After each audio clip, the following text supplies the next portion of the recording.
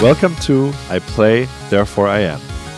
In our conversations with extraordinary games industry professionals, we discover their unique career stories, and we also find out about their personal development and philosophical journeys. This podcast is a co-production of MediaNet Berlin-Brandenburg and Now Media, and brought to you fresh from the games capital Berlin, as part of the program MediaNet Games International. I'm Simon. I'm Florian, and we will be your hosts for this program. Gaming meets philosophy. I play, therefore I am. Hello and welcome to another episode of I Play, Therefore I Am. With me, as always, is my co-host Simon. Hello, good sir. Hello, mister. Nice to speak to you. I am Florian. And our guest today is Fernando Ferero. His background is in graphic design, illustration, and typography, which comes in handy for his job because he's a senior UI artist at Blizzard Entertainment, where he works on Diablo IV. And he actually designed the font for the game, which is pretty dope. Fernando has traveled around quite a bit through work and currently is living in Germany, but also lived in Poland, working for CD Projekt Red and the US, but is originally from Colombia. Welcome, Fernando, to the podcast. Thank you, guys. Thank you for the presentation, and thank you for the opportunity to share some personal thoughts. Great to have you. So we like to usually start with asking our guests if they have something that's currently on their mind. So is there any topic that is currently going around in your head, be it personal or be it work-related? I guess at the personal level, it's mainly my family. I'm a father of 2 kids. My youngest is 6 months old. I'm just thinking of the future, what's coming for me as a father, what's coming for them as facing the future in the current state of things in the world. And professionally, just looking forward, what's next for me in terms of projects and developments, and what's on my plate to do things and to face new challenges in different levels. Is just curiosity. I'm a curious person that is always researching in information and trying to understand what is going on in the world. Mm-hmm. Great. I think that's really great. And I think in our conversation that we had before to prepare, I think there are a lot of avenues we can go down with regards to, I think, finding your place in the world also. And I would love to talk to you about a creative career and family. I think that's very interesting and very challenging. I would like to ask one question from the industry world where we like to start, because like Florian said in the intro, you were part of a major game release recently, Diablo IV, and like Florian said, you designed the font. And I think I remember playing Diablo 1 and 2 with my uncle, who was like my original gaming mentor, and it has this iconic font with the crossed out O and so on. And maybe you can give us something about how it was to design the latest Diablo font, what kind of aesthetic things you're thinking about, what kind of footsteps you're stepping into. I think that's a very cool and iconic thing. It was a challenge actually when I started working with Blizzard. When I moved especially when I moved to the States, when I was more hands-on and playing and understanding the team and seeing the project closely, I have this urgent feeling that the Diablo is an identity in itself. It has his own gravitas, and it has his own identity in many levels. But I had the feeling that the font that they used, it serves the purpose in the previous iteration of the game. But my feeling was like, this is a commercial font that is used in different projects, different products, even in restaurants or in different. You can buy this font and you can use it in whatever you want. So I think that it was the main issue was the font is not unique to Diablo IP. It's not unique to the identity of Diablo. Even if people still, because playing Diablo, make this association with the font, and I had the feeling that Diablo needs something unique, something that is is a property of Diablo and reflects the universe where Diablo is set up. So what I did was researching fonts that were made in the early stage of editorial creation when the books all the books were made with basic tools. Mm. You have misalignments. Some fonts were not properly set up, and was early stage of the history of print. So I was looking these kind of materials, and then I have the challenge of doing something like that. But on the other hand, something that works well on screens. But it was mainly my idea. It was not a request from the art direction or from them from Blizzard. It was more my approach Ah. to how we can set up things for giving this realistic look and feel that the art director was looking for the whole Diablo 4. So I took his concepts, his ideas in his brain, and then I joined my own ones to create something unique for them.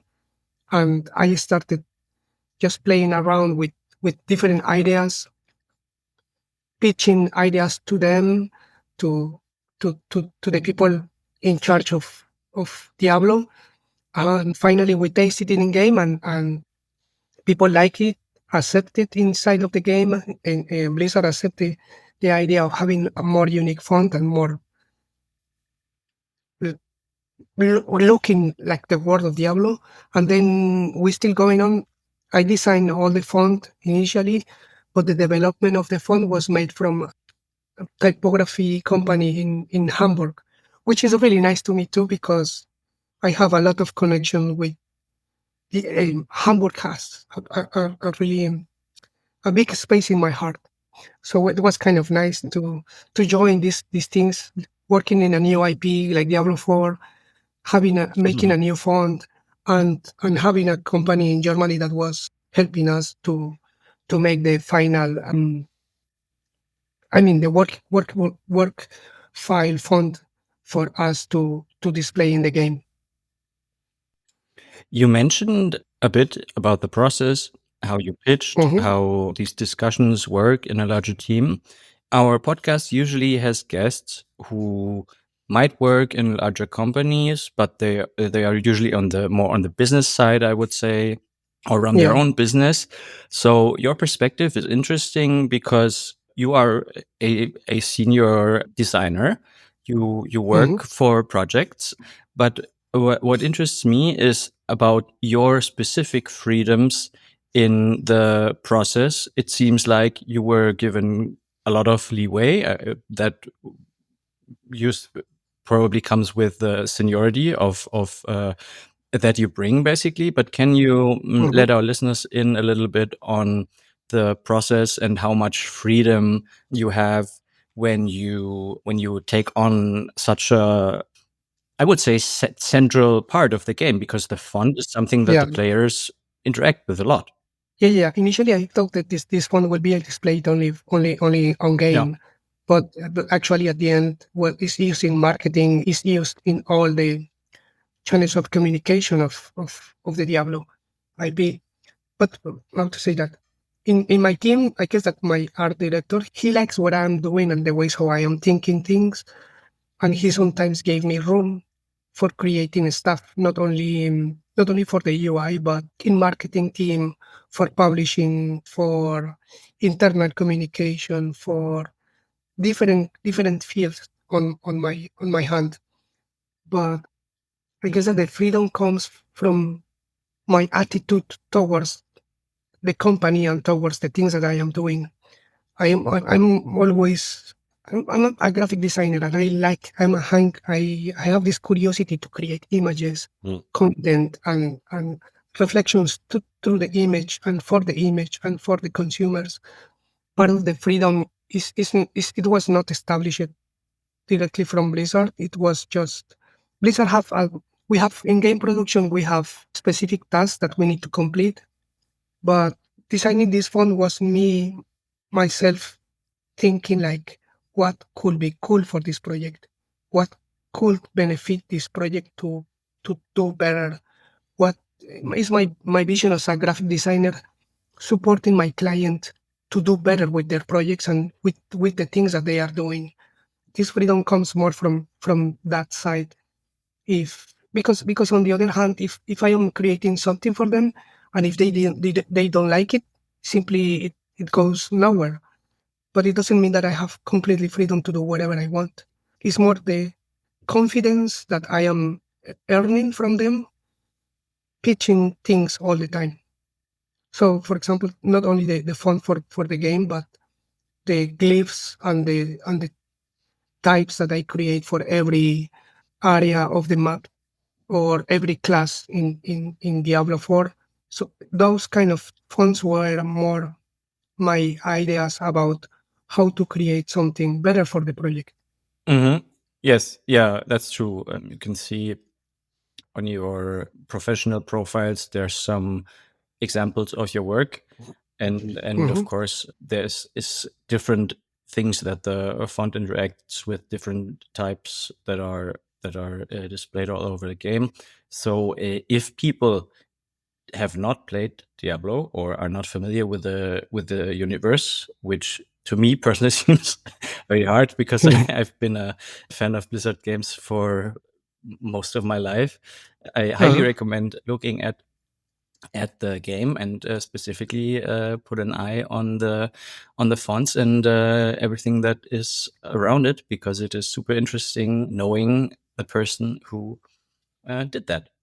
And of course, I'm currently looking also at your website, fernandoforeroart.com.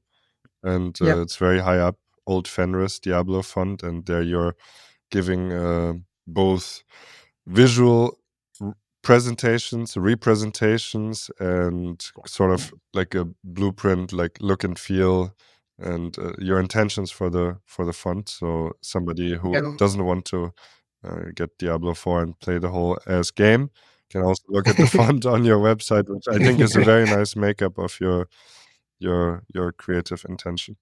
I mean, I guess it's a luckiness to impact an IP so well known. It's a strange feeling for me because I am happy for the opportunity, but on the other hand, it's difficult because Diablo, the players and the consumers of Diablo, or the lovers of Diablo, they have one specific idea about what Diablo is, and for them it's harder to accept new things, new takes. We have a lot of discussions about when we were presenting the UI in early stages. We have made a lot of feedback saying from people like, "Oh, we don't like the fonts, we don't like the pairing, we don't like the feeling. It is too modern." Because I was trying to play with different two kind of fonts, so some more humanistic and textured, and some more clean and simple, but based on humanist typographies. But for them was difficult to for most of the already established players was difficult for them to accept the change. But in the long time they get used to the change, and I had the feeling that they easily adapt to the change for this new font, which is make me pleased. I'm pleased that people are accepting the font and they like it. I am pleased that Blizzard is accepting the font and taking the risk of thinking that my works can benefit the IP. But on the other hand, in my head, it's just my job. I'm a graphic designer. I have the ability to make fonts, and luckily we did something nice for them. So I need to humble myself as well. It's not. I don't want to pretend myself like I'm a big thing. It's part of my job. It's part of the things I do. Then this is something that you brought up right now is something that I actually wanted to ask about, because I really like this.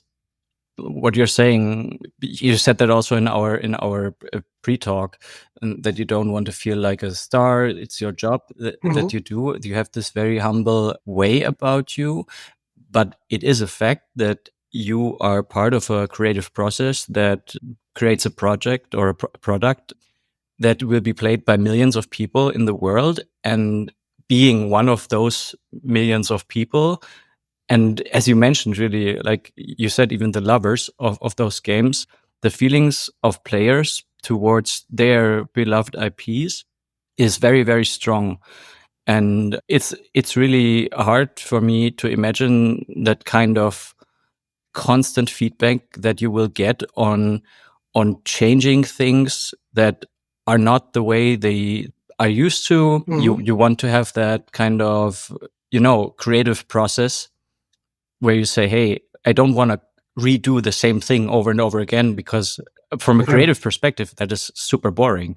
So on the one hand, you work with an established IP. You want to be creative and do something new, but you also want to stay true to the roots and like work even with the fans of the game. Does this, I would even say, pressure? I mean, we can even see it on Twitter when a new game comes out, or on social media, on anywhere.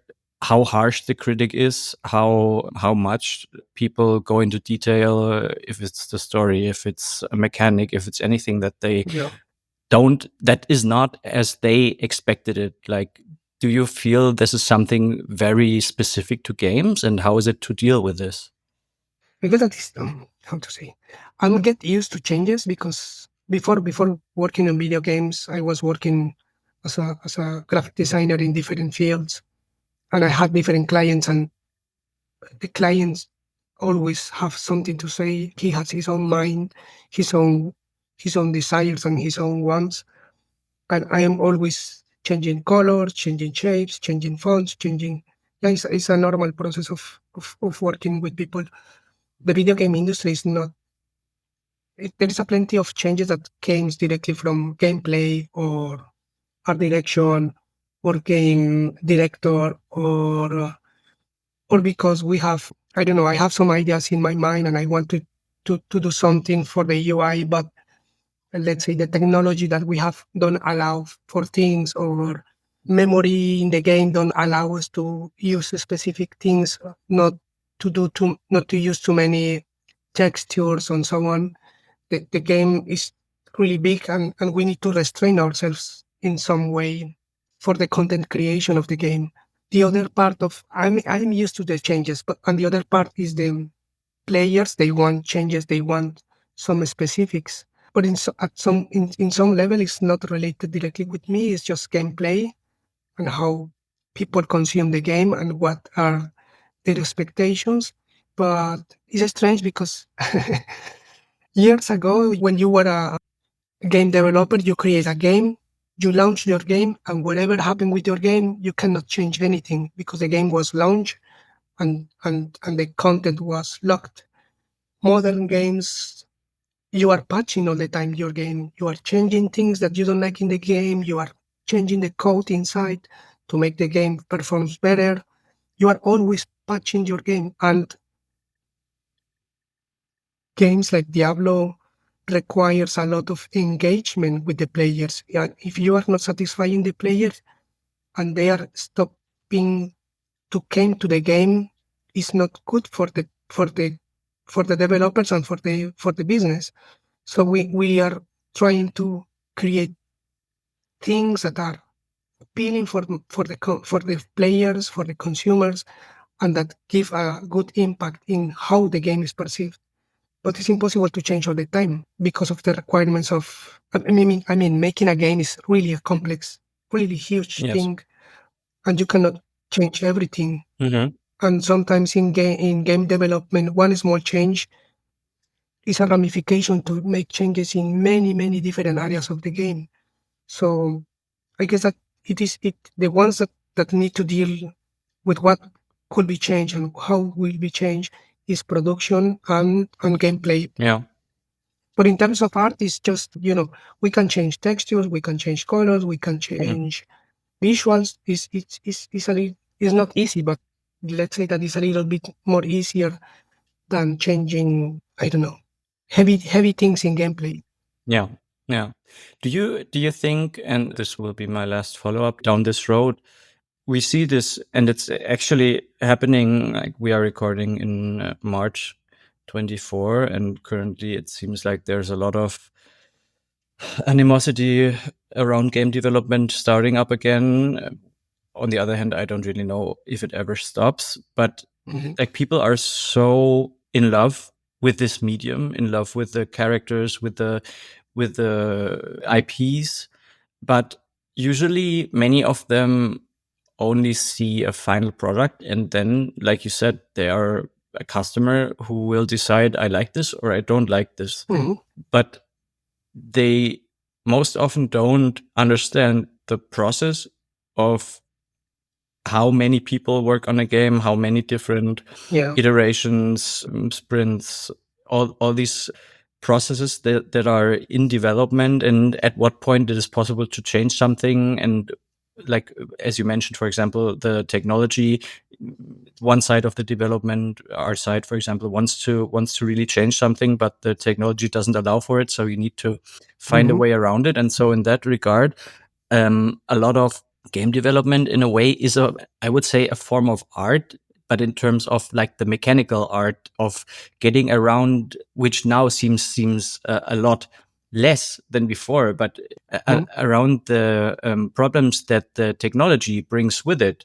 Going back to the old days when you were limited by the cartridge and how much space was on there, you always had to find solutions of how to put something on that specific limited amount of space. Do you think there is a way to interact better with the players, or to make them understand more about the process of making a game, or do you think it is too complicated? No, I guess that is too complicated. The main problem that is happening now is that people have too many expectations about what your game is about. There is less space for surprises to create a new game that no one has seen, that you don't know about marketing, that you don't know anything. Let's say that I have a new game and I will launch it today.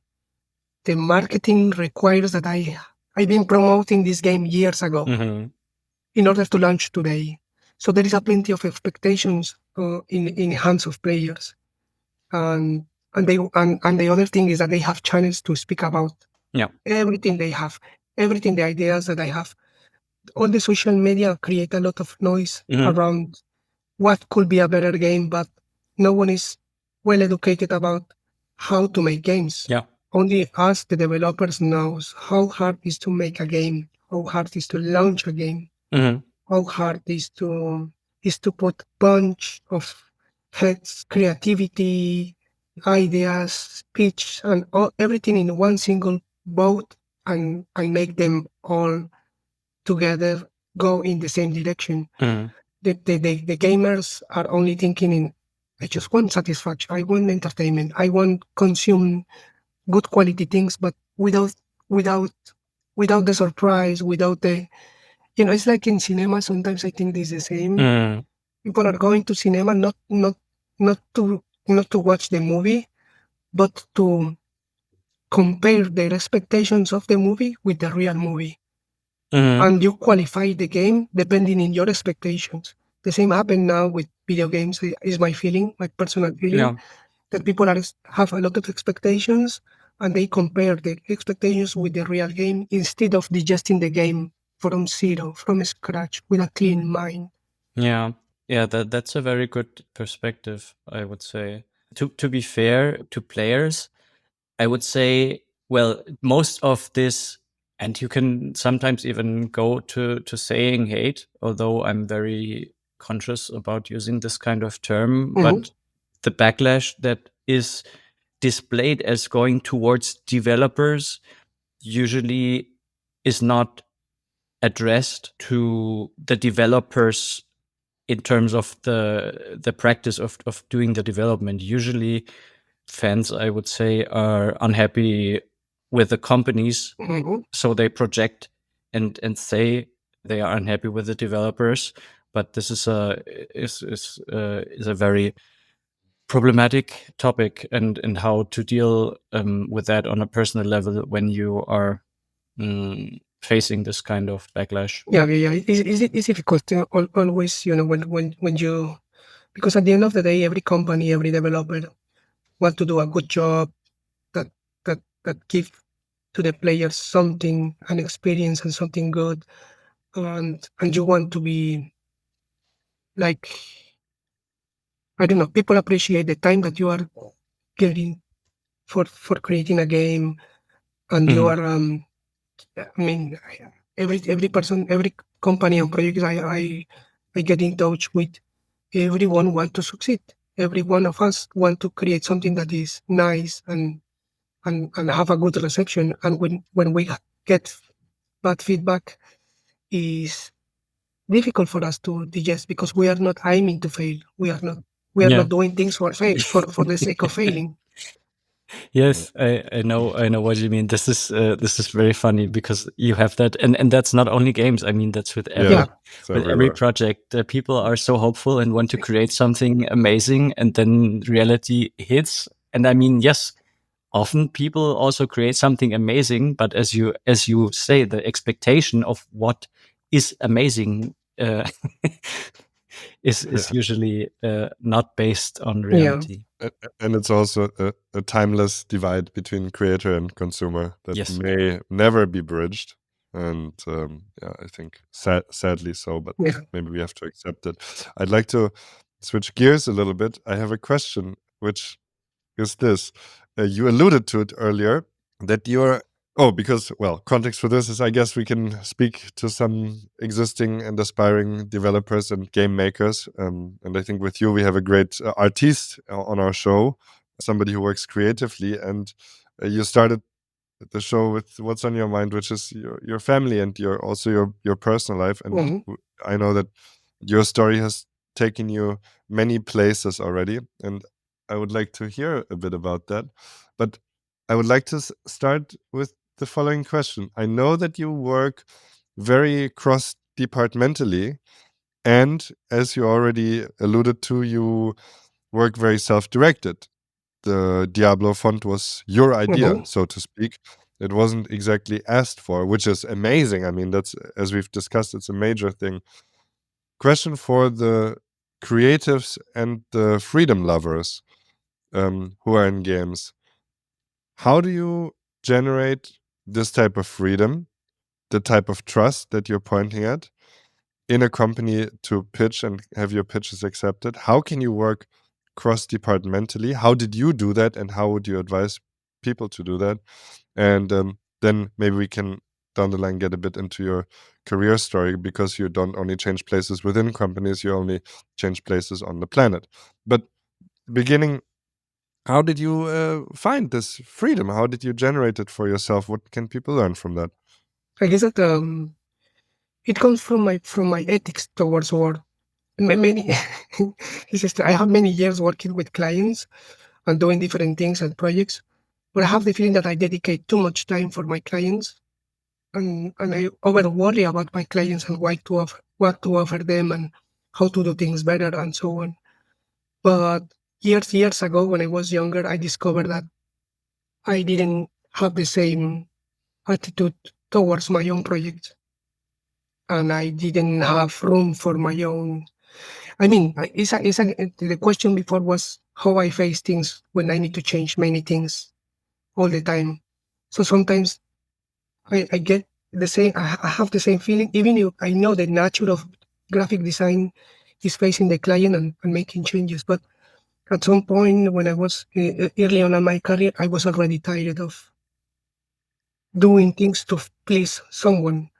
I had the need of creating things for myself for the sake of having entertainment for me. Because in order to create things that I would like to see, or making things that no one is asking me for, or doing things that I think that were okay, experimental work that is going nowhere, that don't have any reason or not big expectations, and where I can allow myself to fail and do horrible things. I don't need to worry if someone will like it or not. Yes, the So creative spirit, the garden, where you're protected. yeah, Yes, indeed. Yes. so I will create. I still having the same attitude, and I'm creating specific designs for myself. I will create fonts. I will create the logos. Even I will do sketches. I will create abstract paintings and doing things. I need a room for creativity to put things outside of me where I can go somewhere, a different place where my client is not allowing me to go. And and in that way, I am balancing the pressure of doing things for the correct things that are for the projects and the companies I work for. On the other hand, is the freedom of creating things for letting the river of creativity flows, where no one can interact and no one can say me move move one pixel or change the color or change. No, it's just a space of creativity for myself. And And that's also, sorry to interrupt, that's also a time and space problem, right? How do you solve for that? yeah, anytime. Yeah, anytime. I'm a busy guy now, and I create things. I allow myself probably every day between 15 to 40 minutes to create something for myself. No, without expectations, without. It's more using my intuition about what is correct, and it's usually or now is more about creating experimental work when works digitally because it's easier. But years ago, I was just spending less than an hour per day sketching, making drawings, or creating something. Mm, great. And then, so, and I mean, that's, I think for many people, it's already pretty hard in itself Yeah, to yeah, I even know. make the time. Do you do that like first thing in the morning, or how do you find that time? How, do you have a ritual or No, routine usually it's after work after when work? I need this break between the intensity of creativity for my work and going back to my family. Right. So I'm spacing between for myself. Yes. Yeah. And that's really key to make those spaces. I think many people suffer and they don't know what they suffer from, and it's often it's something like that, the space for themselves. And okay, so and again, you can see this on your website. You have like these. Mhm. You literally have sections on there that is like, I don't know, calligraphy testing for myself or lettering testing or Yeah, yeah, and yeah. I need to. so how I do need to do you? something. Oh, sorry. Yes, you need to experiment. So No, no, how do you go ahead. bring that work? I'm getting excited. Sorry. How do you bring that work that you are inspired by? How do you bring that to your work, to your client? Because that's now a whole nother thing. I mean, to just do Yeah, that work for yourself is already very challenging. yeah. How do you bring it so you actually get paid for that and you make something meaningful, like Old Fenris, for example? Yep. I because it comes from the understanding of the project I am working on. So I am a graphic designer. I need to understand my client. My client is Blizzard. Blizzard is creating Diablo 4. Once I understand the project, I need to see in the project. Okay, what is Diablo about? Diablo is a kind of magical, mystical, dark world, probably set up in the medieval times or before medieval times where people are surviving. Everything is dangerous, everything is mysterious, everything is difficult. If you are living in this world, probably your worries are about not dying earlier or not being attacked by demons or. It's a stressful life inside of the game. I need to understand the project in full. I need to understand what is this project about. And in some way, understanding the project will say me, oh, I need this. I need that you reflect this universe with the font that we are using for the UI. The project is saying me the UI needs a specific visual language. So I will create things that the UI the UI that I will create it need to fit inside of the universe of Diablo. So everything that is coming from my creativity towards Diablo comes from all the inspirations that the game in itself is giving me. How do you listen to these instructions? Intuition. There is a plenty of intuition on that. Mm. That's why I think that experience is a key. That's why I like to make a lot of different kind of works and allow myself to go different places. Is because I am listening my intuition. So what I do is, for example, if you ask me how I when I have a task from my art director, is he's saying me you need to create these specific things, and I read the task. And initially, my brain is empty. I don't know what to do. And then I start to Mm. to make a reflection over what is this project about how is Diablo, what can do a graphic designer living in the universe of Diablo, what he can do. I'm creating the UI, not thinking about me in a modern time with a computer doing creativity and doing design. No, I'm thinking what can do a graphic designer living in Diablo universe, what kind of tools he can use to create the UI. The framing will be metal. He has no time to polish it to make it beautiful. The world is so dangerous and dark. So Demons the everywhere. metal frames are rusty and not well designed, don't have clean edge, clean shapes. It's not ornamental art. It's more about I need to create something faster and efficiently as I can, because I need to be trying to survive the environment, but on the other hand, I need to create art, and that's my mentality. I need to set up my brain. It's a meta story inside of the story of Diablo, and that's how I create things. I'm usually when I'm creating things for Diablo, I'm not looking for references on internet or what other companies are doing.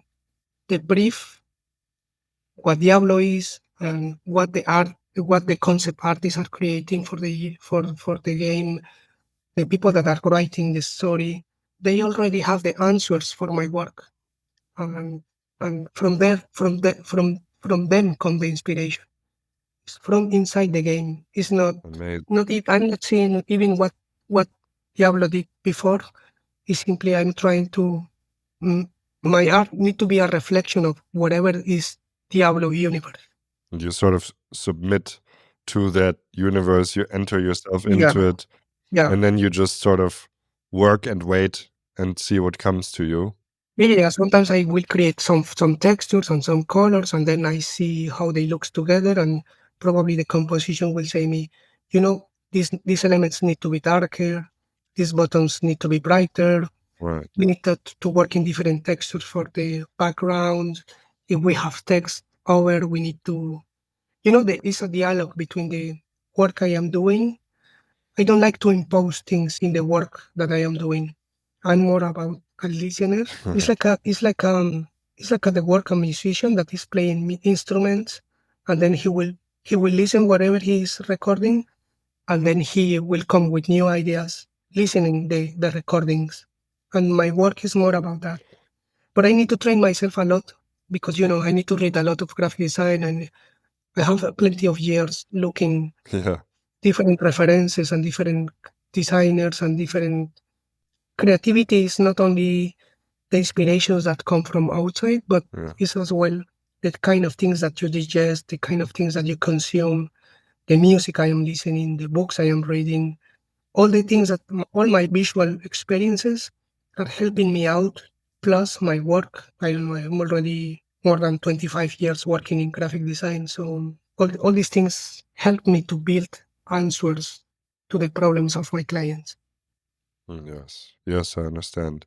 And I want to ask this one more time. So I think you're describing also a very pure and aesthetic and sort of romantic creative life there. And I think and you are experienced and you have the skills that you have accrued over time. I feel like there's also then the skill there to communicate, because I feel like you sort of live an unusual existence with that work. I mean, I rarely hear somebody describe creativity so purely. I mean, this is like some Rick Rubin Kind of. kind of shit, and which I enjoy a lot. And I think the question is always for these kind of creative types that sometimes feel alienated by the world also, because, okay, now I have to then go into an office and explain this to somebody. How can I do that?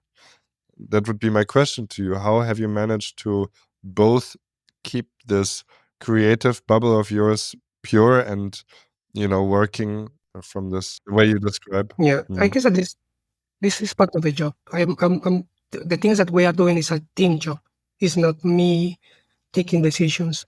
I'm just trying to, for example, I have to create one screen, and I create the art and the visuals and so on. but I present it to the team, and the team will say me, we don't like this, we don't like that, we cannot do specific things because we don't have the resources or whatever. There is always a communication between the team and whatever I am doing. This is not a solo work. On the other hand, I have clear ideas about when I can take decisions and when I am in service of my team, the project, and my art director. So there is a plenty of things in my work that sometimes I do not like. I would like that be different, but I cannot control things because my work is in service of gameplay and art direction. So, and the decisions they are taking is on top of my own decision. So I need to deal with with with the word no from people over me. But it's okay because at the end of the day, it's not my project. It's a project I work for. It's a project that I help to create, but it is not. I don't take it too personal. When I was younger, I was taking my work too personal, and I was dealing. It was heavy for me to listen for my clients. Oh no, this is wrong. This is not the thing that we are looking for, and we don't like it. Because you are giving things with love and with the best intentions, but your client can come to say we don't like it. This is wrong. And with time I learned through experiences and through talking to my clients and understanding my clients, I came to terms to, okay, it's okay if they say me no, or if I put too many, I don't know, months designing something that at the end of the day they will say no, we are canceling this and we are not moving forward with these ideas. So it's part of the nature of my work. And I guess that it comes with the mentality of being a professional person. Your work is your work. You can do things that will see the day of the light or not. This is not your decision. Your decision is, or my mentality is, my decision is just to create things that are good, have quality, and that have an concept behind. Great. Yeah, thank you for sharing that. I guess that is a myth of creativity. We think that, I mean, the my mentality with creativity is that you need to take many different roads, and probably one of them will be good. It's not that I am always okay and I'm always doing the correct thing. It's a process of doing things, failing. For me, it's better if I fail faster. The faster I see the problems in my work, or my client is saying me, no, this is not the correct direction, the better I will adjust in order to create something good for them. Let's talk a bit about your route through the games industry and how it is connected to you moving to different places. As mentioned in the intro, you now live in Germany, and that has been so for quite a few years. But even in Germany, you moved between places. You lived in Poland, in the US, in Colombia. Was it always, or how did you decide to move, or why to move to another country? Is it always work related? Do you choose a place also by if it interests you in like a geographical way? How is the life of somebody who often uproots themselves and even their family to another place? Recently months I was thinking why I'm moving so much, because mainly I came from a family that have difficulties. My mom and my dad, they struggle to give to 6 kids a good life. I was living in Colombia, and it was always difficult to do something. It was always difficult to get access to things. And I would never imagine in my life moving abroad or living in different countries, because it was not an option for me. But 14 years ago, I got married with a Polish girl back then in Colombia, and having a conversations with my wife, we were talking where we want to live. At that time, I had over me like different exhibitions in different countries. My work was already published in some magazines and so on. But having a difficulty life in Colombia in order to achieve better things and more quality life. So I thought that probably Europe could be a good platform for me. So with with my wife Veronica, we choose to move to Poland. I landed over there, and everything was wrong. Everything was difficult for me. Everything that was possible to go in wrong direction actually went in wrong direction, and it was really difficult for me to fit in the culture, to get a job, to have friends, to make contacts, to have clients, and to start my life with my wife. My new life as a couple was okay. My relation for us is always good, in good shape. It's always a nice relation, but everything around us was completely difficult in Poland. Even when she was she is Polish. Yeah, I have before I let you move on, I really want to ask about this because this is interesting to me. So you lived in Colombia and you met your wife there. So she was Yeah, a Polish person in your society, in around your friends, in your country. we met online in this Ah, she's a traditional painter and photographer. I And see. initially, we met online in this platform, DeviantArt, Ah, yes, yes. where Oh, we where we yes. were Ah, where we were posting Yeah, works and so on. So we first yeah. became friends, and we were talking to each other, and then exchanging cultural references and Mm, sending emails and so on. And then we start, chatting and video chats and so on. mhm. And then we start to like to each other. We spend a lot of hours talking to each other. Yeah, Because of the difference of hours yeah. between Colombia and Poland. Sometimes when we were online, I was in my office working. She knew my colleagues, and Mhm. I knew her family, and it was a kind of a natural evolution of the relation. But actually, when she traveled to Colombia for the first time, we already decided that we want to get married, but Yeah, yeah, but we saw each other in life for that event, for getting married. yeah, So we didn't spend in life. I mean, it was only 3 months in yeah, living together in life, but yeah. previously was just online conversations. Mhm. Anyway, from the very beginning was a really nice relation. We fit to each other. We support each other in a good way, but living Yeah. in Poland was really So, difficult for us. so my question that I wanted to ask now only works like half or 50%. But what I wanted to ask is, so you then moved to Poland with her, Mhm. and my question was, but now she only can probably talk more about this experience. But I assume that you talked about this, the feeling of having somebody move to your country and basically you live there all your life, so you know the people around Yeah, you, you are familiar with everything and it works for you, but the person that comes into your life does not feel that way. yeah, So to me, this dynamic is interesting to me, how a person then reflects on their own society, the people yeah, around them, this kind of thing. And I thought you both had that process at some point, but now she only had it more, I assume. But how yeah. did you deal with this kind of, yeah, with these problems? We have a lot of conversation. We need Mm, to talk a lot. It's all the time. I guess that the key in our relation is just that we come from different parts of the world. yeah. We see things through a different cultural lens and difficult and different situations of life.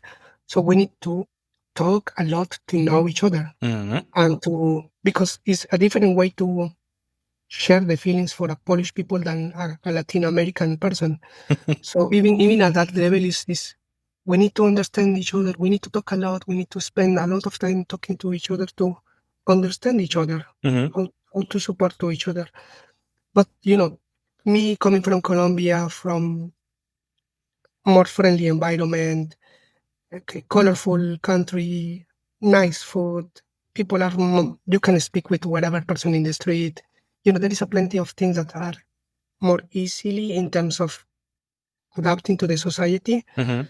even if I don't like the society at some level, I'm not okay with Colombia politically and the ways how the history of my country. I'm not happy Yeah. with being my nationality. How difficult for me is to move around the world Yeah. having a Colombian passport. Mhm.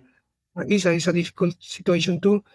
But when I arrived to Poland, it was like, everything is great. There is a plenty. People don't want to talk to you or start seeing you in a strange way because you look different, and it was a really difficult for me situation. But my wife, she was feeling guilty, Mm. because this guy is dropping everything just to come to live with me, but he is not having fun time in my country, in my own country. Yeah. But on the other hand, for her it was the same case. She doesn't like some specific things of the country, and we felt together like we are just a lonely people that we don't know where is home, and we don't know where we want to live. And I remember in these first years living together, where we don't have money and we didn't have jobs and we didn't have like a clear horizon for us for the future. We were asking to ourselves where we want to live. And I remember that we were contacting the Embassy of Canada, how to migrate over there, what we need to do, which kind of documents, and so on. But at that time, we didn't have too much money, and we didn't have too many opportunities. So it was like a really difficult period of time. Mhm. And because of the difficulties of having a job in Poland, where I sent more than 300 CVs looking. Every day I Oh. would my schedule over that time. It was like one day I would research agencies, print shops, graphic design stores, everything related with visuals. Mhm. I will search on internet in the different cities in Poland, and the next day I will send between 10 or 15 emails. So one day was researching, another days trying to contact people. One day researching, and in that way. And on my free time, I was creating funds. So I started to publish my work and having some passive income because I didn't have a job. So I had to make my skills in font design, use them in order to survive. Mhm. And then you did not Oh, end up in Canada. no. I stayed in Poland. I lived 6 years. Ah. I worked for small companies. I did fonts and the art the art director of MTV Europe. So my work he invited me to make some work for them, and then just looking for stability, I saw on internet online posting job for CD Projekt. But CD Projekt at that time they were uh, translating and publishing movies and books and stuff in Poland. So they were looking for a graphic Mhm. designer. I sent my CV to them as a graphic designer, and Bartek Gabił, the art director in Witcher, and an art manager, they saw my portfolio and they invite me to have an interview with them for The Witcher. But at that time, I didn't knew the company, the game. I didn't knew that they were producing the Witcher 3. I didn't knew anything about video game because I didn't have experience on video games. But through conversations, they gave me an opportunity to make a test for them because they were looking for a UI artist. Mhm. And so things Uh, came together. yeah. It was a nice interview. So for the very beginning, I had the feeling that we like each other. I mean, talking to the art director and to the art team that I got in contact with, and the test that I did, and they gave me the chance to work 3 months initially. It was in the time before the E3 where they were making Mhm. public that the production of The Witcher 3. Mhm. So, but it was difficult too because I was the only UI artist without experience and working for something that was bigger as Witcher. Yeah. Did you Quick question: did you make the whole UI or No, good parts no, of the UI for no. Witcher 3? The part I make the UI of The Witcher changed probably 5 times, and I was part of the team in all those iterations, but big part of the process of the UI creation, we were only one UI artist and one UI designer. Do you have one part of the UI in Witcher? Because I know Yeah, Witcher yeah. quite well and I like it a lot. Do you have one part that you made that you're like especially proud of or that you enjoyed a lot? I don't know. Honestly, I have a bad view of. I cannot talk too much about The Witcher. I carry Okay. heaviness in my. Actually, I never. I'm not. The only time that I played the game was during my time in the office, and once I left the Okay. company, I never played the game.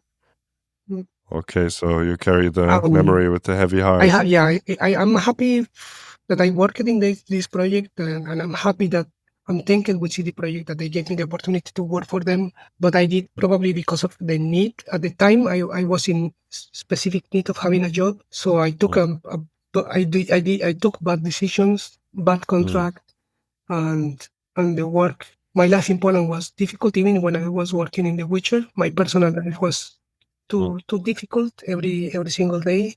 I had to struggle a lot in Poland, and so I don't have bright memories of that time in Poland. I'm proud because I work. It's not easy for one person without experience in the industry to work in such a game as The Witcher 3. And I'm proud of my career, and at the end of the day, I worked in this project and I did a little bit of prototyping for Cyberpunk. So there is a sense of pride in me because what I did and what I achieved without experience. But the actual day by day life in Poland and my work with The Witcher was not specifically fun for me. Thanks for being honest about this. So the next step was the US, right? Oh, so I worked with the Witcher 3. We launched a game. Then I moved to Cyberpunk and I was doing part UI, part some hours working with the concept art team because the art director wanted me to try something ideas to see if I can do something in the concept art area. I was unhappy, but then after the launch of Witcher, I had some companies that they contact me with the idea of looking what they were doing and the possibilities of working for them outside of Poland. So it comes two main good proposals came from Wuga in Berlin and Good Games in Hamburg. Good Games they were producing AAA studio with an interesting new IP. And the idea was, good games. They mainly focus on mobile games, but they were trying to create this AAA studio. And I had the feeling that it was a good opportunity to create something from the scratch, more organized than my previous experience with Witcher, and probably a small team to enter more in contact with the developers and trying to do something different.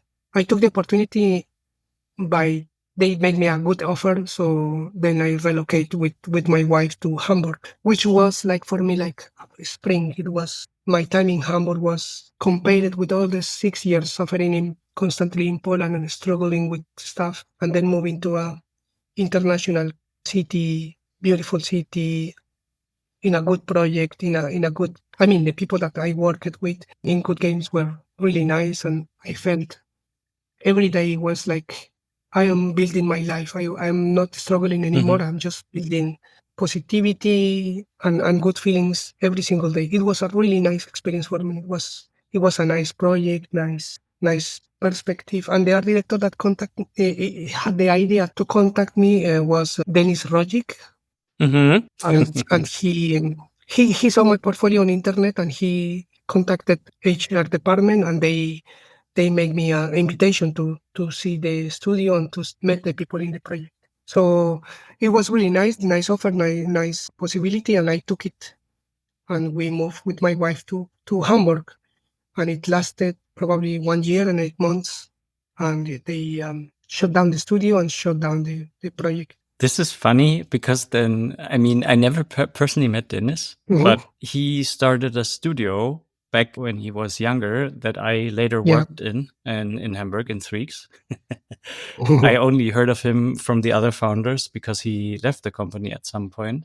Yeah. He also moved to Blizzard, right? With you? Yeah. He worked for some time for Blizzard and now he's working for Riot. Yeah. Because we had a funny anecdote from my life because I also lived in Hamburg for a little over a year. So I think we might even have been there at the same time in 2017. But Dennis was already living in the US, working at Blizzard. And we were doing an event in Hamburg, a small gaming convention, manga convention. We did an auction for charity. And so my boss, Wolf, asked his friend Dennis, hey, can you get us some art from Blizzard and like something cool that we can auction off? And he like went around and let, I don't know how many people, it was insane. Like he had a piece of art on canvas and he let so many people from the Blizzard office in the US put their initials on or sign it. And he sent it over to us. So we auctioned it off for charity. I think it got a few €1,000 actually. That was really funny. Or like how I can't even remember who ended up with it. But when that happened, when we announced that this would be on the auction because we wanted to get a lot of people to come and like see this and create money for charity. We were, I received an email from Blizzard, in Munich asking who exactly we were and how the hell we are auctioning off some original Blizzard artwork without them knowing about this. The office doesn't exist anymore. I don't even know who the person was who contacted me. So I think this has been so long ago. I'm really able to tell about this. So they were like, next time go through us. Because they were like, wait, I could read it from between the lines that like they were super, I mean, angry, I don't know, but they were so confused, like how we made that happen and why we got that. And because for them, it seemed like even if they would ask for something like for a PR campaign or something and would ask for something, they wouldn't get it. So they were super mad that we just randomly got this thing for charity, which is like, I mean, that thing is it's original Warcraft art and like signed by the team. That thing is worth, I don't know how much. But that was very funny. Oh my God, I was wondering why you were giggling the whole time. I was like, wait, why is this so funny? And then it's they were really mad. Well, I don't know, or they were like, this has to go through proper channels. Yeah. I guess that because they need to take care of the IP and have protocols and signs off and who approvals and so on. Yes, because they are really picky about how we are promoting the game and the reasons behind. But the other thing is true. I remember because I was working in the offices in Munich, and I remember when was the BlizzCon time, and they were telling me that for them was sometimes really difficult to get free access to BlizzCon because anyway they need to pay for the tickets and the flights and the hotels and so on for BlizzCon. So obviously Blizzard need to know, okay, we will invite people from Munich. What is the objective for them to be here? What they will be doing? And specific reasons in marketing level, why. But sometimes they get an answer that not because they are not needed. So it was kind of difficult for them. And I remember when I was working in Munich, because in the office, when it's not Munich, but the offices were located in Ismaning. I remember that when I started working in the offices, they even, because at that time Diablo was secret project. No one knows about that. So in the offices, they actually didn't knew what I was doing because I was the only developer. So they have me at a closed office, and of course I cannot. It was secret for them what I was doing. That they only knew that Blizzard have interest in me, having me there working in the offices of Ismaning, but they didn't knew that I was doing Diablo stuff. Secret weapon. Yeah, but all the people that I met over there was they were really nice with me, and I was really welcomed. I had a nice time working in the offices of this man. So that basically already transitioned us to your time in Blizzard. You went to the US for a while, excuse me, to also live Yeah, there, but then decided yeah, to come back in the end to Germany, and yeah, you finally landed in Berlin. yeah. Well, more or less, I will try to tell you how everything was. So I was working in in Good Games. They canceled the project. I was then working on mobile games, and then they shut down three projects I was working on, and finally I was laid off. And I was looking for opportunities in Germany because I wanted to stay in Germany. My life in Hamburg compared with whatever was in Poland was really so nice that I wanted to stay. I was making interviews with different companies, and everyone was like, "Yes, you're working with The Witcher, so we want to listen you and see how we can make possible that you join to the teams." But at the end of every interview, they will say me, "Oh no, sorry, something happened, or finally we will not have opened the role, or the I don't know, the salaries expectations are too high, or whatever it was, the Mm-hmm. situation was always no. One company specifically, it was really strange because a guy that in Germany I have to make a lot of interviews with the art director, with the lead, with the team, with the HR department, with the head of the HR department, and a lot of interviews, talking a lot. And at the end of those interviews, in one of those interviews in Hamburg, this guy that was taking decisions of over if hire me or not, he told me, we will not hire you because I think that you are too lucky. That you worked in Witcher is your Witcher is your work was a pure luckiness, and we will not give you the job. And I was like, what is he saying? Internally, of course, emotionally at that time, I was in need of getting the job, and I wanted to stay in Germany, because Yeah. it's not easy for me as a Colombian person to move abroad, making paperwork. And I had Yeah. already, at that time, I was more than 7 years in Europe, 8 years in Europe. So I was looking for getting a citizenship, and I didn't want to move to a different country to restart everything, paperwork and so on. And Mm. and this guy saying me, he was telling me like, I have many years working in video game industry, and I never had the chance to do things like you, and I think that you are just a lucky person, and that's why I will not give you the job. And I say, okay, he thinks that he's the one that is taking decisions, so I cannot do anything. Well, it sounds like he's a very unlucky person. I mean, this is I don't know, it's like Probably also a very people unhappy that person. there's an important rule. You have to surround yourself with lucky people. Lucky people don't aren't only lucky for themselves. They actually bring and transmit luck to others. So this guy didn't know what the hell he was talking about. Ah, yes. I see. So anyway, I was making a lot of interviews in Germany and nothing happened. And then this person, the studio director of People Can Fly, contact me back in Germany, in Poland, Mm-hmm. and he was starting on a new IP and building a team over there. And at the same time, I get contacted by John Mueller, the art director in Blizzard. And he told me the same that Dennis, he saw my portfolio on internet and he wanted me to join to the team. It was not an official interview or that I sent my CV over there. It was just him contacting me with the idea of joining to the Diablo team. Mm-hmm. But for me, it was difficult to portray my life in Poland, in the States, because of what I mentioned before. I was already in Poland, in Europe, many years, and my goal was to gain a citizenship. At that time, if I took the decision of moving to the States, it's like start from beginning and like losing all the years I had in Europe. Anyway, we visited. Blizzard invited me to the States with my wife. We make interviews over there. We met a lot of people. I saw the project. I saw small things, and I came back to Germany after that visit. My wife was finishing the studies at the university in Warsaw, in Poland.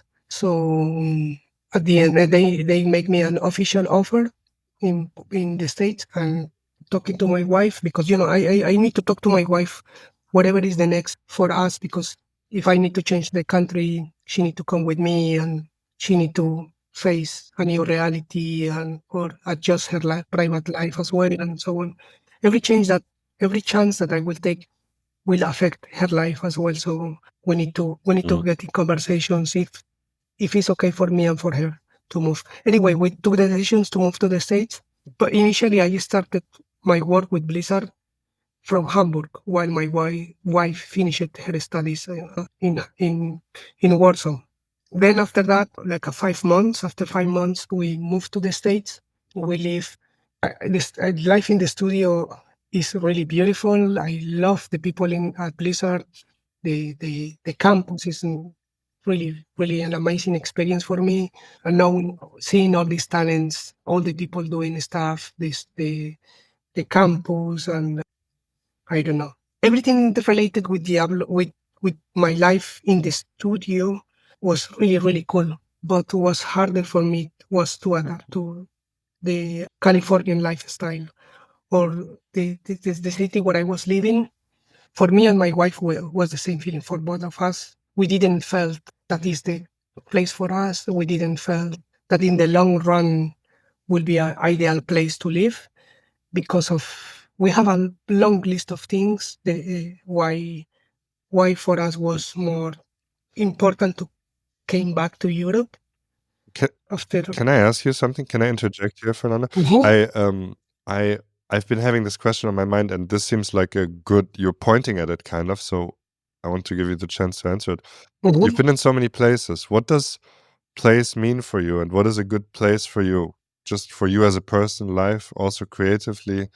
You've yeah, seen so much. I'm curious what a good place is for you, and maybe then we can move on to your Berlin story. yeah. Yeah. This is, I guess that is a personal point of view, and I am filtering everything through my experience lens. But for example, in my country, it's a beautiful country. It's beautiful in many ways. The geography and the kind of food you can eat, and how easy it is to make friends, and how you can do things in easy way. And I like some aspects of my country, but I never felt it at home in my own country. I never felt Mm. like, even when I was not thinking I want to go abroad and live in another city, but it was more about, I don't like the mentality of the majority of population. I don't like some specific things related with the culture in Latin America. I don't like this, how the women is perceived. I don't like that most of the people are not thinking in long term, in politically or economically. I don't like how this division between the poor and the rich is always more and more bigger. I don't like that there is no equality for things, and I didn't like too many things in my country. When I moved then to Poland, I discovered that even if it's an European country, Poland is still having the issues of the past they live in. So my feeling is that it's Mhm. so difficult to to open the soul of a Polish person, so he can speak, he can share his feelings, he can understand a different point of view. I guess that the history of Poland make them afraid of the other. They are afraid of the one that looks different. They are afraid of the foreigner. um, the years of communism over them make a culture that is difficult for them to trust in another person. During the communism, you don't know who to trust, who you can share personal things, because you don't know if the government is spying on you, or who will mm, who is putting a price over your back, or it's a country that deal with problems of accepting the other. And I feel it, when I came there. It was difficult to why only Mm. 1% of populations are foreigners.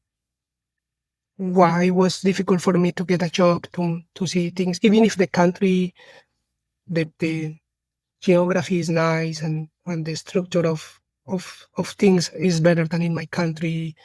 In my country, we don't have trains. In Poland, you have trains. When visiting sometimes between Warsaw and Berlin, for example, I discovered that the trains are the trains and the train system and the way to buy tickets or to get access to the trains was technologically advanced than Germany. So and, for example, Yo, Completely fair. that's so funny. No, I have to uh-huh, say, I'm feeling the same so often because my girlfriend is also Polish, and I'm over there quite often, and yeah. sometimes I look at the things and I'm like, wait, what you got? That's way better. Why But nobody? that's everywhere so, now except for so Germany. Oh, But I don't German. want to have a mhm, Germany rant at the moment. Yeah. I want to say something quickly because we're in a bit of a time trouble now, sure or thing. not a great trouble, but it would be good if we could. Yeah, I want to hear be what careful. Yeah. you're telling, but we should get to the. So whatever is my experience is like what I wanted to live is in a place where I can feel safe, especially having a family and kids. I struggle a lot with safety in Colombia. In Poland, I struggle a lot with safety. When I moved to Germany, I start to feel safe Mm, in terms of, I can walk whatever place. I don't need to be friends with everyone. The other mm, thing is that Germany, the architecture, for walking around and feeling you are walking through history when you walk any city, most of the cities in But we are Germany. also all friends here in Germany, no? as if, Oh, as you're if. friendly guys. You know that the main problem is that to get to your friendliness is too difficult. Yeah. Hey man, you only need like 3-4 years. Yeah, yeah, yeah. Relax. A place that I like is, for example, in here. Everything is close to me. I can go to make the shopping in the corner. Coffee shops are open. I don't know. I don't need to worry about my wallet. I don't need to worry about if my wife is walking alone in a empty street in the darkness because Germany seems to be safe, or I feel it's safe. As somebody who's had their apartment broken in twice already, and last week my backpack stolen with my laptop in it, I What? have to disagree. Oh, yeah, but it is a modern. But That's horrible. I need to do more podcasts with you because I need more lucky No, people no, in no. my life to rub on. They broke two in my apartment here some time ago. But in the how is the name? Now I have confusion with the words. Anyway, they broke inside of the, not in my apartment, but in the In the parking house. lot there in the down in the Ah, in the loft. cellar. Yeah, in the Yeah, cellar. Yeah, and it's supposed to be yeah, safe. But anyway, it's safer than whatever indeed. impasse I am experiencing. And it's Yeah. not a common thing. Anyway, and I like the seasons. I like winter. I like the rain in autumn. I like the changes. I like I don't know. I like this I see. I need a foreigner's perspective on Berlin. the When kids early morning, 7 years old, going alone to the school without Yeah, parents. that's nice. People in Yeah. bikes. Every public space is open for people. Every greenery that is available, and you have a little bit of sun. You see families there. You have mature people, young people. Everyone seems to be enjoying the city. You finish your work, and people are joined together Mm, in the coffee shops or in the bookstores, or seems to me that the quality life that you Germans have is a lot for me because I didn't have access to many things that you have. The main problem is that I still struggle in learning the language, but mm, one day, probably in some years, I will manage. yeah. we will do a follow-up episode in German, which will be the only German episode of the podcast will be with you, so we can control if you kept your My promise. idea, Yeah. Yeah. hoping that you Is will there understand anything. Of course, we can talk. All right. Oh yeah, go ahead. Yeah. Mhm. Yeah, I just wanted to say, man, this is, I currently don't have too much love for Berlin, but the sun is coming out more and more. So I might come over to your side of liking the winter, but only because it's gone. You know what I think? I feel pity about you Germans Thank you. No. The problem is that you were born here, so you get used Yes. you get used to whatever you have. You know, Yeah. where I live, I walk I'm already 2 years living in this city, and every And are you in morning Leipzig now or in Berlin? in Oh, Berlin. Leipzig. Oh, Yeah. So I landed first in Munich, and then 2 years ago I moved to Leipzig. And Yeah. I'm walking my son every day to the kita, to the kindergarten, and then Yep. Mhm. I still in awe seeing the architecture, the streets, how beautiful is everything. Mhm. And I noticed that the Germans that are living in here always, they don't have the ability to enjoy what they have. But my point Yes. of view, just like I'm a foreigner, I am from different country with different cultural backgrounds. For me, everything is beautiful, and that's what I feel pity of you Germans, because you cannot enjoy what you have. I have the feeling And that I'm more happy living in Germany than you. I definitely agree with you. And I'm usually only joking or being sarcastic about Germany because I've lived abroad and I know very much what I like and don't like about Germany and like the living standard. And so I just, it's more for the memes rather than my true feelings. The only thing that I hope that for Germany is that the normal cuisine is a little bit more diverse. Yeah. All right. So with this, I think we've come to the end of our story, not the end of your journey, because that would be sad. There's more to come, but we cannot talk about it yet because it is in the future. So we have to ask future podcasts about this. But we have come to the end of our episode, which means that we are moving to our essential questions to round us out for the end. Simon. Yes, and I too have enjoyed many storytelling. This is where our friend time comes in, and I will have to ask you, Fernando, to try to give this a little bit of a quick fire flavor. Yeah. The questions, but they invite for very long philosophizing, so I'll give you it as a challenge. Yeah. But well, say what you need to say. Of course, I don't want to keep you. Okay, are you ready for essential questions? Yeah. Yeah. The first one is, what is the purpose of your being? I don't know. Is this a question I have from early on in my life? Probably that's why I'm thinking too much and I speak too much, is because I'm overthinking everything and I don't know what I'm doing here. Nice. I think you're the first person to just say I don't know. Yeah. Really, everybody's like breaking their heads about this to say something meaningful. Yeah. Relatable and wise. The sign of a true sage to say I don't know. Okay. Question number 2. What inspires you? Aesthetic beautiness. I guess that whatever is beauty in my sense inspire me to achieve better things.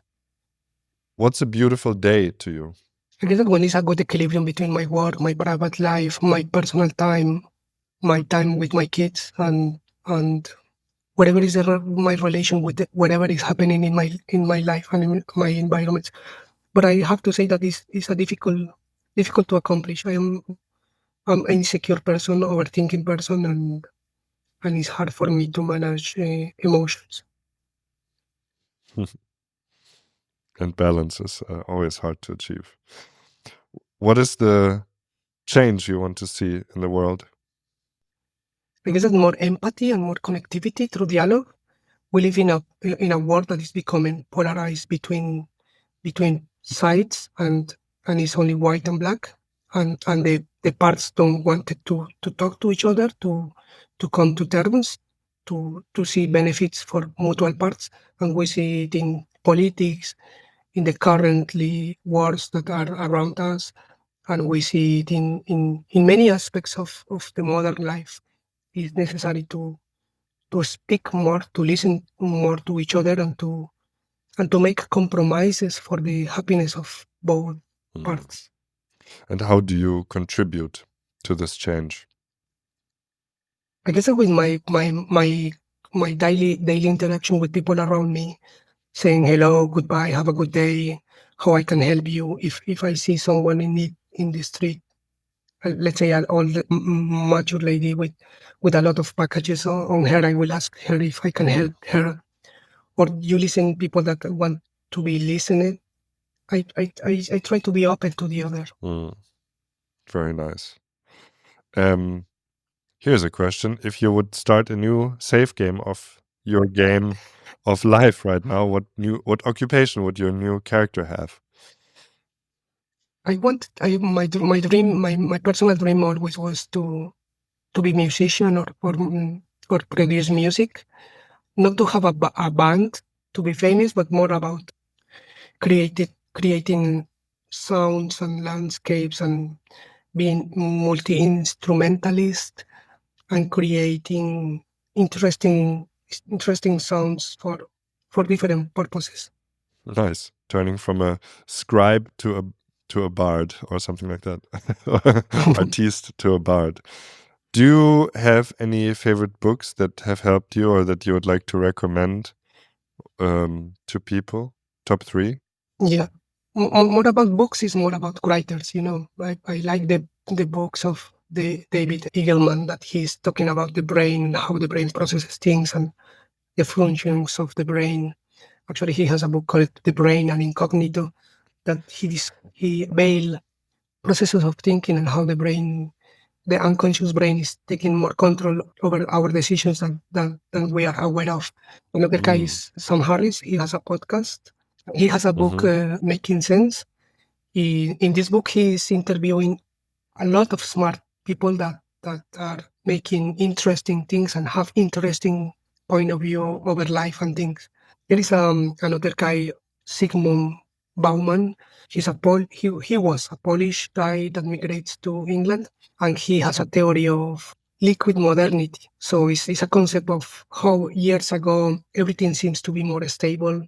People have more stable jobs, stable life, stable decisions, and how in modern times life is becoming more exchangeable. You need to change your word. You don't have any more fixed things to build or your beliefs and your lives and things, and you are in living all the time in uncertain times.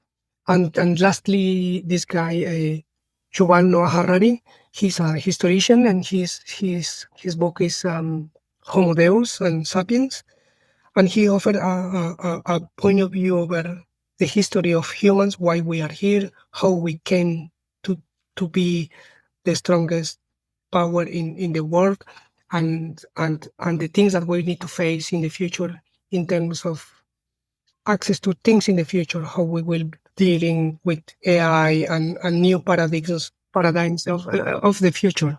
And this is a really nice easy lecture, and it's really interesting. It's interesting books. All right. Moving on to another category of favorites. Tell us your 1, 2, 3 favorite games. I love Journey because visually was Oh, stunning. yeah. It's a really nice, interesting game without dialogues and new dynamics. When I was young, I played Diablo 2, and it was an experience for me. It was a really, really nice experience. My first game on a computer. I like the saga of Tomb Raider, the initial games. Metal Gear Solid 5, I like as well. The experience of the game, how the game was built, and the visually was interesting. And Bloodborne that has this specific dark aesthetic and this specific mood and this. I never managed to complete the game. It was too difficult for me, but I was in love with the game, with the visual. It was stunning. It's really, really well done, well crafted, and well rounded project. Who is somebody from the games industry who you would like to get to know? The people that create the game, the music for Bloodborne, I imagine myself asking them why these sounds, why this, what is these rhythms in the music, which instruments they will select for specific passages of the game, the creativity behind the music of Bloodborne is a really interesting thing for me. So the people that create it, because it's a group of people, A group of people that create the music. Yeah. All right. We have now a task to find these people and somehow introduce you if we manage to connect with them. Who is someone who you think we should have on this podcast? I will love to listen Dennis Rogic, because of Yeah. because of him. I'm really taken with him because he helped my career Mm-hmm. and my personal part in life change a lot because of whatever I was doing Mm-hmm. with him and his team in this AAA project in Hamburg. Mm-hmm. It helped me to land in Diablo. Yeah. Whatever I did for this project was seen by the art director in Diablo, Mm-hmm. and he liked my work and he gave me the chance to work in Diablo. So initially, every art director that I was contacted in the industry, Bartek Gabio, Dennis Rogic, and John Mueller, This is so nice. they are Yeah. really important in my career, Yes. and I will love to listen Dennis Rogic. Nice. Yes. Final question: where can people find you and your work? FernandoForeroArt.com, or if not, just Google my name and you will find in the results easily my portfolio. Great. Fernando, it was great talking to you. Thank you for taking the time, taking us on your journey. And to other listeners, we hope to hear you on the next episode. Thank you, guys. Thank you for your time and your invitation, and for having the patience of listening long parts of my life. Yes, and thank you for telling them. Always so great to hear your perspective. So thank you very much, and see you very soon. Bye, guys. Bye.